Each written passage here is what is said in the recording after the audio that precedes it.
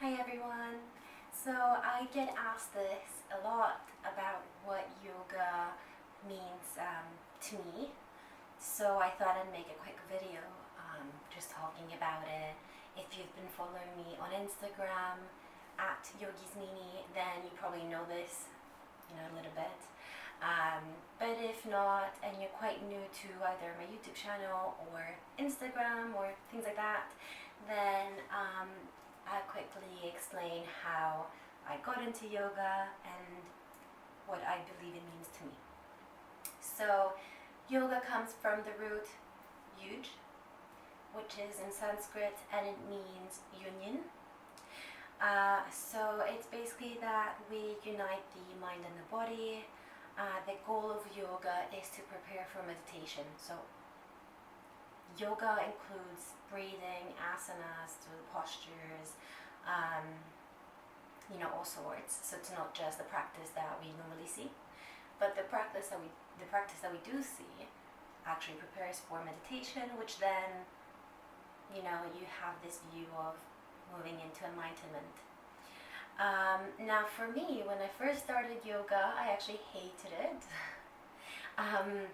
I was 16, my mom took me to a yoga and Pilates studio in Greece. I don't know why I hated it.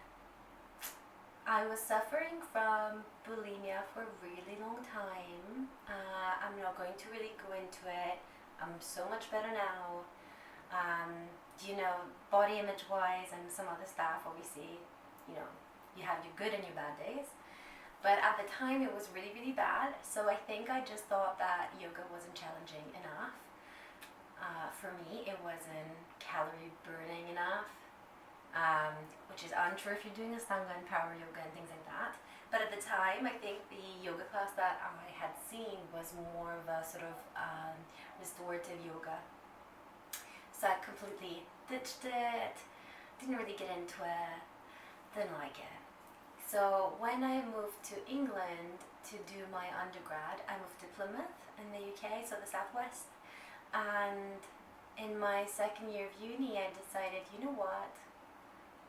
I've done therapy to help me with bulimia, and it's so much better. But I was overexercising at the gym, going, 2 times a day or so in those 24-hour ones. So I decided I probably have to start loving myself from the inside out, and not just wait on a therapist to sort of give me the magical answer. So it was really difficult, but I completely quit the gym.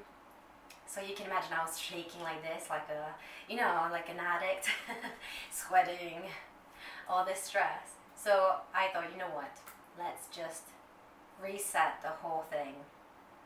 Let's just start inwards. So I started going to a Buddhist center that was nearby, taking weekly guided meditations. So they were 1 hour long. So I went hardcore for a beginner, but it was a Buddhist monk leading it. And I thought, you know what, it is quite,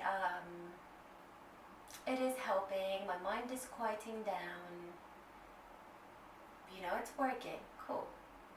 So then I thought, okay, well, I do need to do some exercise as well.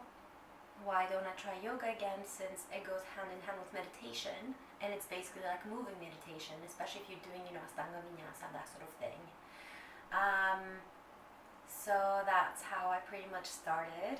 I started with 20-minute YouTube videos, which I was dying through, because if you're a beginner, it's so difficult. And even if you're not a beginner, some classes are just so difficult.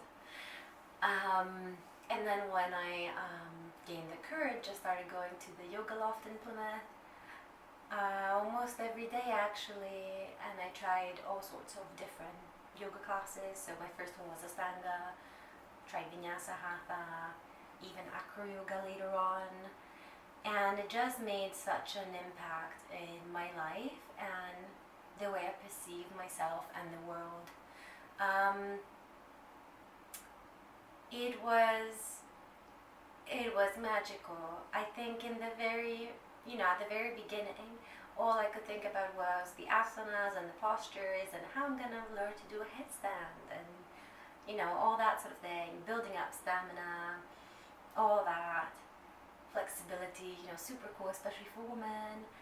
But then somewhere down the line, it almost changed for me, and I started appreciating the slower practices as well. I started appreciating the breathing. And just looking at the spiritual aspect of the practice as well. So the energy channels, the chakras, that sort of thing. Tuning into my the state of mind of the day a little bit more. I became more emotional, I'd say. So I used to hate crying, and now I'm a little bit more open about that sort of thing. So I do think that the practice really helped me to tune in and just really getting to know myself. So the more I was getting to know myself, the more I started loving who I am. I started feeling proud of who I am. My appearance didn't define me anymore. If I burned 300 calories on the stepper that day, that didn't define me. That sort of thing. So I think yoga for me means self-exploration, means self-love, and it can really provide inner healing, and I've seen that firsthand. I used to go to the therapist I had at the time, and she was seeing me before I started meditation and yoga, and then after a whole year, she saw me after doing all that, and the difference was massive, and I feel more content with myself when I practice yoga. Also, my emotions are a bit more stable. It just has changed my whole life. So if you're thinking of trying yoga, I'd say give it a go, definitely. Don't worry about, how you look, or if you're a beginner and you're going to a class and all that. Just give it your best.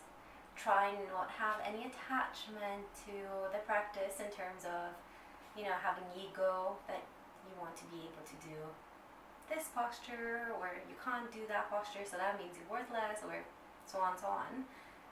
Just tune in and see, just check in on how you feel, how the postures make you feel, can you breathe through them, just, have a little think about what yoga means to you, and that will definitely come with time as well. But, so that's pretty much my story, and obviously, as you probably know, I ended up teaching yoga at university, and then I got my first 200-hour training in Hatha and Vinyasa. That was back in 2015 or so, and now in 2020 I got my 200-hour Stanga Vinyasa one, which I did online due to COVID. So as you can see, I've completely turned a whole new page in my life, and I've never felt happier with myself, and that's all thanks to yoga.